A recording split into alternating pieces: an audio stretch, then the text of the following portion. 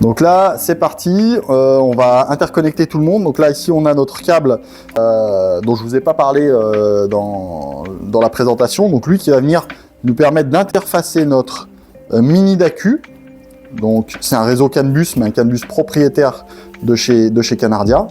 Mais c'est la technologie CAN bus sur un des ports CAN ici. Donc là, je vais mettre un port CAN là. Et moi, je vais installer, pour vous montrer, le Blue. Le Blue, c'est une petite interface Bluetooth qui va nous permettre de venir programmer notre écran, notre mini DAQ, bref, avoir une interaction de l'extérieur sur ces éléments-là. Chez Canardia, il y a pas mal d'éléments qu'on peut venir paramétrer avec le système Blue et notamment aussi faire les mises à jour.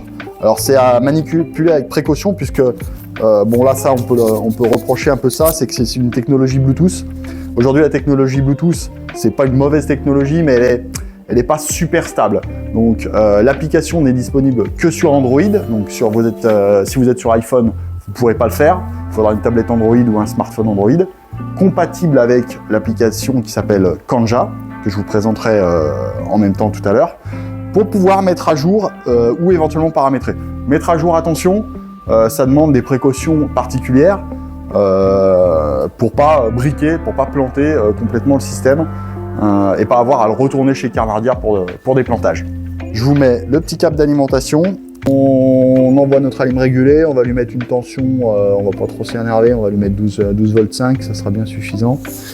Hop, allez, et hop.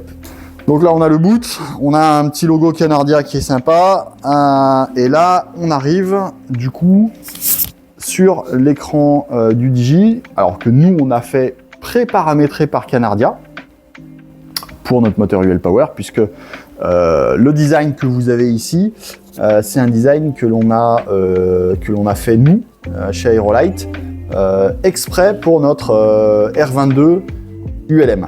Donc on a aussi fait des évos, donc là on va en profiter pour mettre à jour aussi cet écran sur la dernière génération qu'on a fait. Au fur et à mesure qu'on a volé, on a dit bon ça on en a besoin là, ça on va changer ci, cela. Donc ça on va faire la petite mise à jour en direct live. Donc là bien entendu on a des éléments qui sont en croix puisque c'est des éléments qui devraient arriver par le CAN bus du calculateur. Mais aujourd'hui il n'est pas connecté, on ne le voit pas. La fuel pressure, on voit qu'elle est en stand-by parce que n'y a rien de connecté. Idem pour l'ampèremètre, idem pour le niveau d'essence et l'euramètre. Tout le reste sont des éléments en croix qui reviennent via le CAN bus. Donc ça c'est pas très grave, ça va nous permettre quand même de mettre à jour l'écran et on va faire ça tout de suite. Donc là, on retrouve donc dans notre soft notre écran dernière version. Donc on est à la V4 sur le R22 qu'on a fait évoluer avec Florian au fur et à mesure de ses heures et de ses heures de vol. Donc là, on retrouve le TPS, la position du papillon, position de commande de gaz, la pression d'admission puisqu'avec l'hélico on vole en PA. On retrouve en plus petit le engine RPM et le engine rotor puisque aujourd'hui, c'est des informations qu'on va retrouver sur le double aiguille standard de l'hélico. Du coup, maintenant, on va lancer l'application Kanja sur le smartphone. On va scanner pour trouver notre petit module Bluetooth qui est ici.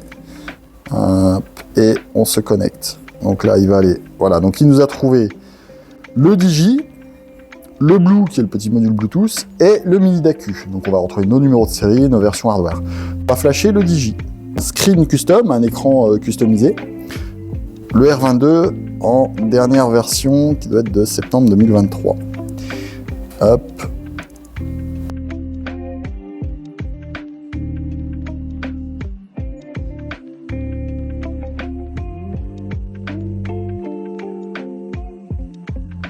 C'est parti. Donc on a chopé la nouvelle config qui vient d'arriver. Les nouveaux paramètres. Donc on retrouve notre TPS que je vous ai montré sur l'ordinateur, les engines RPM et les différentes choses. Après, il y aura une autre partie que je vais vous présenter, c'est la partie de paramétrage de notre mini DAQ. Je vous referai une autre vidéo sur le DAQ. Sachez que c'est les mêmes systèmes, sauf que celui-ci est fait pour les moteurs CAN bus et l'autre est fait pour les moteurs traditionnels où vous avez les capteurs comme le Rotax 912, 914, les Jabiru, j'en passe et des meilleurs. Je vous parle des grands noms, même sur un 2 temps ça peut fonctionner. Où là on va les paramétrer à la main et câbler bien sûr chaque capteur sur le terminal. La suite du Digi DAQ dans la partie 3.